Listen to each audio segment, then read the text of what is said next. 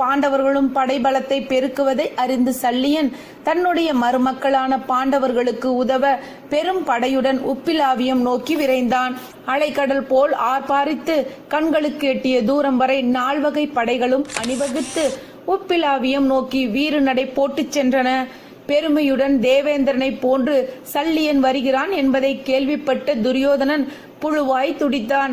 அவனை தன் பக்கம் இழுத்துவிட்டால் பாண்டவர்களின் பலம் வெகுமாக குறைந்துவிடும்.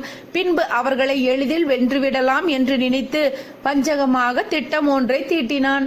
தன்னை வெளிப்படுத்திக் கொள்ளாமல் உப்பிலாவியம் நோக்கி முன்னேறி கொண்டிருந்த சல்லியனையும் அவனுடைய படையினரையும் ஆங்காங்கே பெரும் வரவேற்பு அளித்து உபசரித்தனர்.